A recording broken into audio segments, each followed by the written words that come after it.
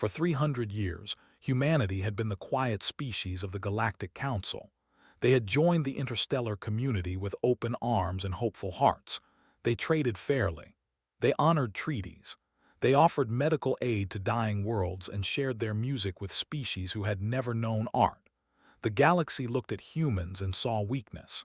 They saw a soft species that smiled too much and forgave too easily.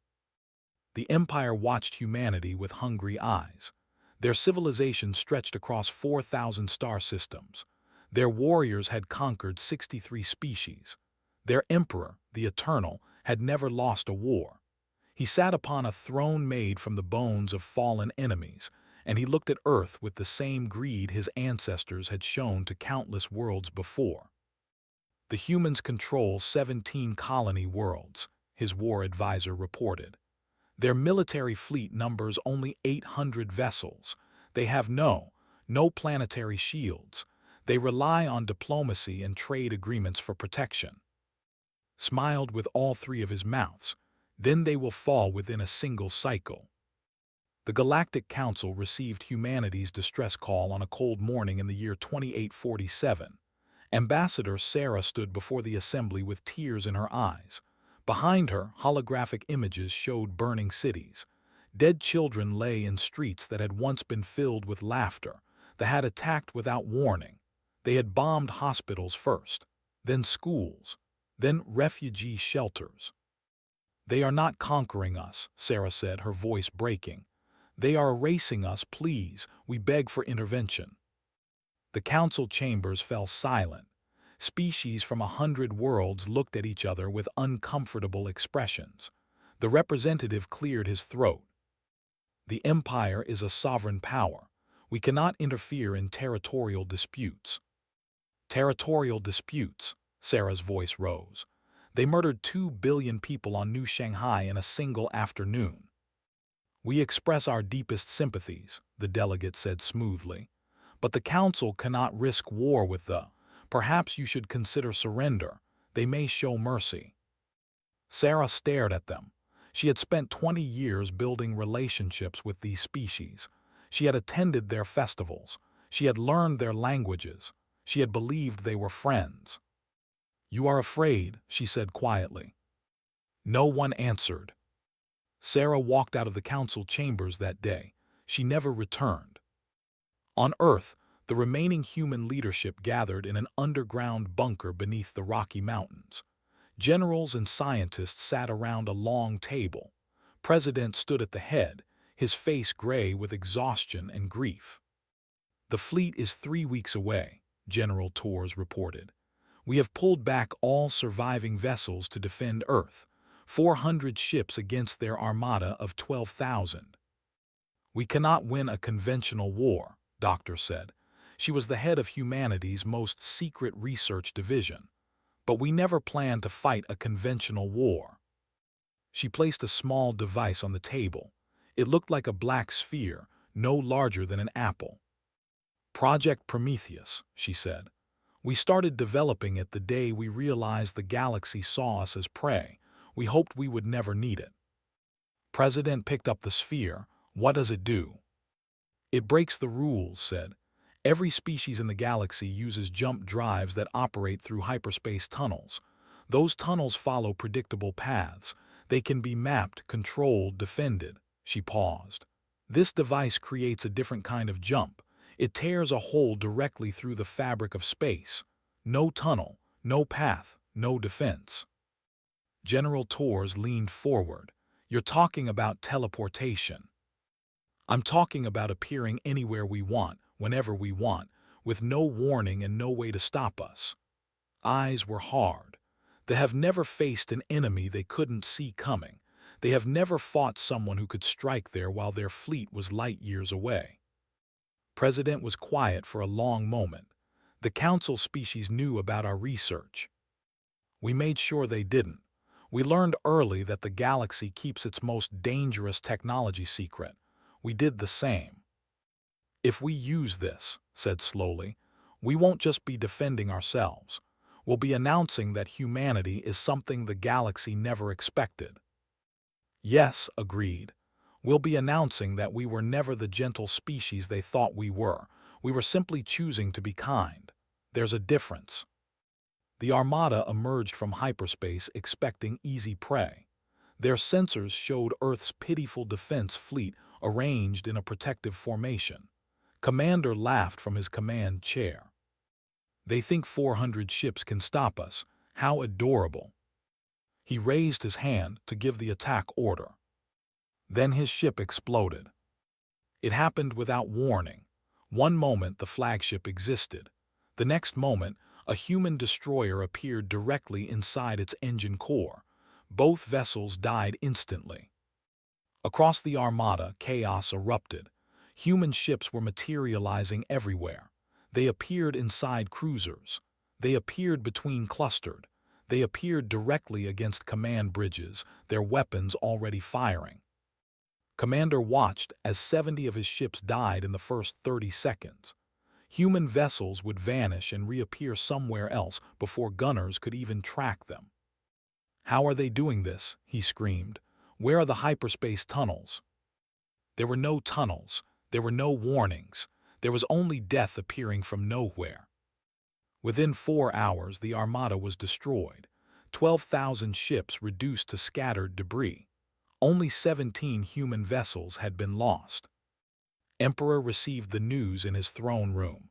For the first time in his long life, his 3 hearts beat with something unfamiliar: fear. "Impossible," he whispered. "One species cannot defeat our fleet. One species cannot."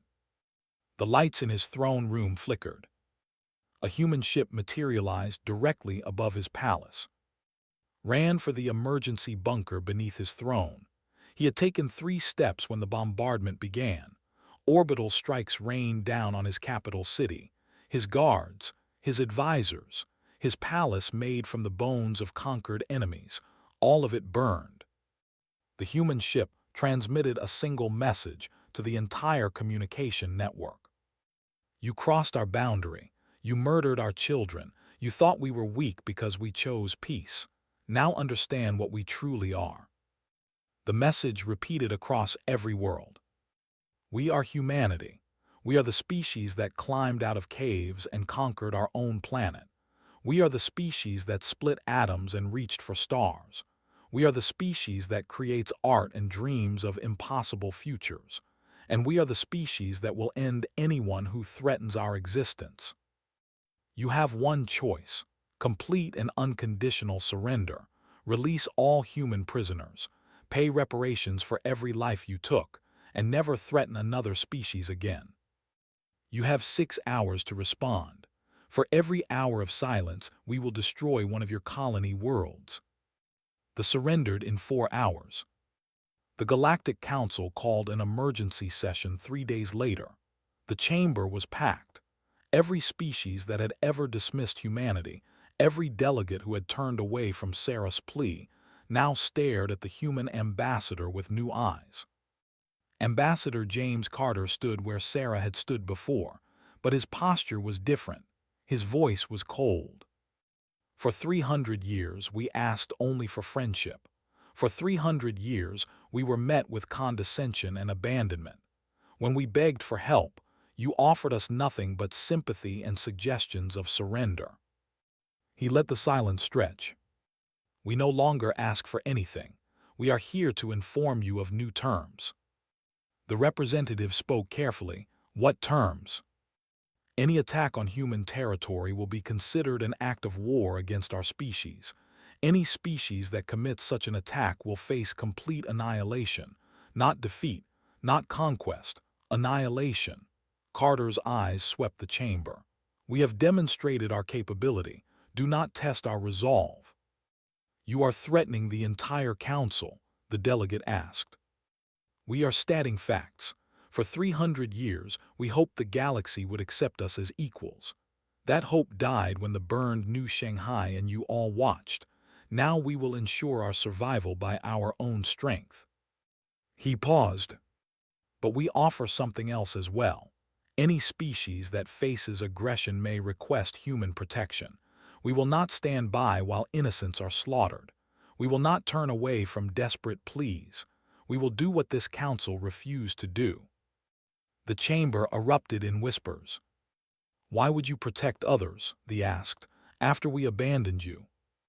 Carter smiled, but there was sadness in it. "Because that is who we are. We never wanted to be conquerors. We never wanted to be feared. We wanted to be friends.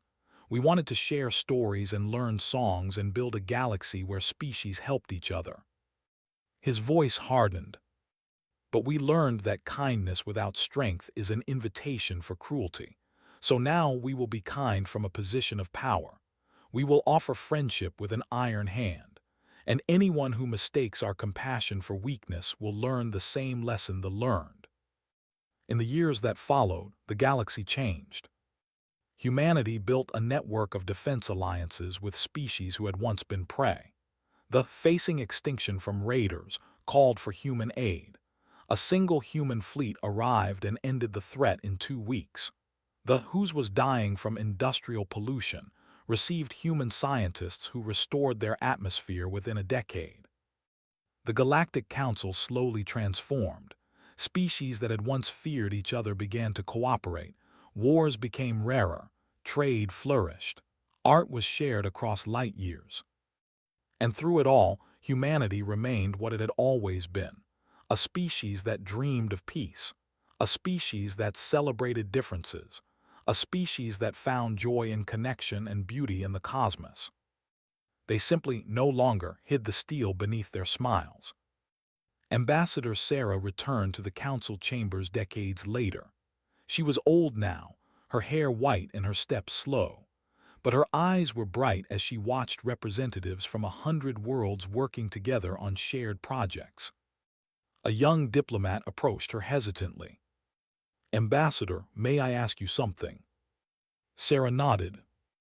"After everything that happened after we abandoned you, how do your people still offer friendship? How do you not hate us?" Sarah looked around the chamber. She remembered the burning cities. She remembered the dead children. She remembered the day she walked out of these doors believing hope was lost. "Because hatred is exhausting," she said gently, "and we have more interesting things to do than be angry forever." She patted the young diplomat's shoulder. "We were never weak. We simply believed that strength should be used to build, not destroy. The galaxy forced us to show our teeth, but now that everyone understands the consequences of crossing our boundaries, perhaps we can return to what we always wanted." "What was that?" Sarah smiled. "Being neighbors, making friends, sharing the universe with others who appreciate how miraculous existence truly is." She walked away slowly, leaving the young diplomat staring after her with something new in his eyes. Hope. The galaxy had paid a catastrophic price for underestimating humanity. But in the ashes of that lesson, something better had grown. And humanity, as it always had, looked toward the stars and dreamed of tomorrow.